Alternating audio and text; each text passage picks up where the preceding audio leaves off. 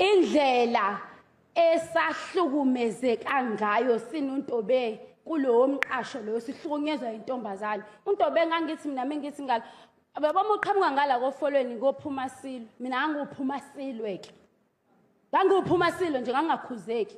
Kodwa ngangithi mase ngikhuza uNtobe thula, uNkulunkulu uzokuphendulela. Ngawathatha lapha amazwi ukuthi uNkulunkulu ngelinye ilanga uyakuphendulela. Ngawathatha lapha. uNtobe mina ubengisaba ngalendlela yokuthi into mina bengitshela into isidlulile. Athi noNjabulo ngicela ukuthi ungifonele. Ngithi mina okay Ntobe ngizokufonela. Ngithenge i-airtime uNtobe ngimfonele angichazele sonke istory. Mase ngambuza into yanini leyo, athi into yakudala. Seyidlulile. Sengikutshela ngoba ngelinye ilanga mengithula angifuni ukuthi ngithule nalento ngingazange ngize ngikutshele njengosisi wami. Mina ngosuku lokuqala ngifikile kaNtobe angizange ngifikele nje mina emndenini. Mina ngafike la endaweni yokuthi bonke la egcekeni mina bayangazi. Ubengangibizi futhi ngoNonjabulo, bengibiza ngoNonja. Bonke abantu bakhona bangibiza ngoNonja, angiyena uNonjabulo. Because angiyona mina angiyena umngani. Mina lapha kulowa mndeni ngithathwe njengomndeni. Futhi nami sengikwamelela ukuthi ngumndeni wakhona. Ngamtshela uNtobe ngathi mina Ntobe ekhaya ngizalwe ngangedwa ngayintombazana phakathi kwabafana. Wathi uNtobe ngikhona. Mina ngusisi wakho. Into eyosihlukanisa nawe ngiyoba ukufa. Ngoba ngiyokufuna ngize ngikuthole la ukhona. uNtobe ulimalile washayiswa imoto. Bengazi.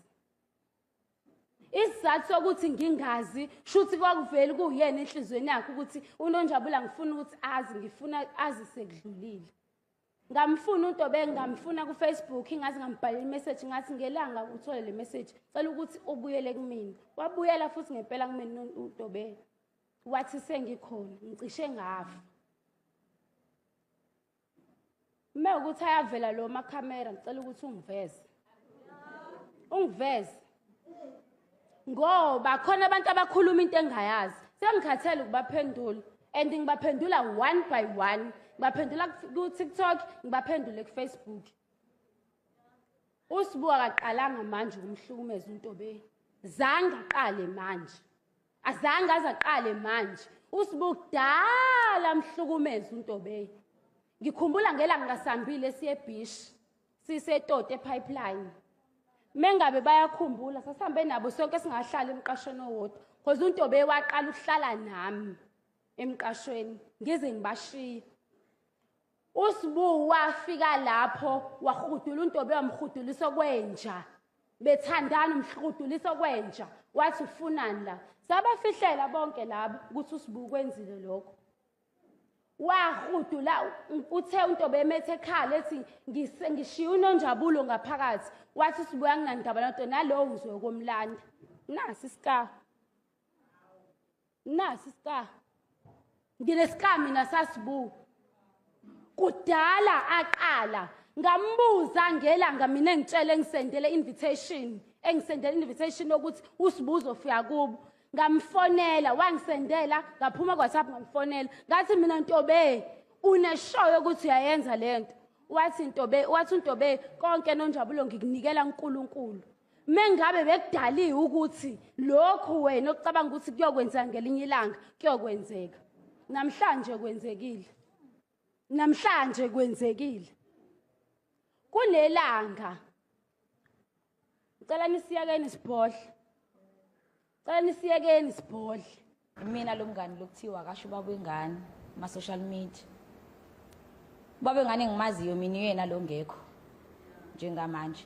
Ngoba uyena owafonela mina.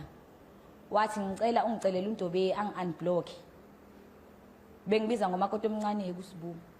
Cela ungitshelela uNtobe angi-unblock ngoba nginento ebalekile mesikhuluma. Ngamncenge ngafuni. Ngamncenge ngathi uNtobe asimuzwe ukuthi uzothini ngoba sebehlukene vele.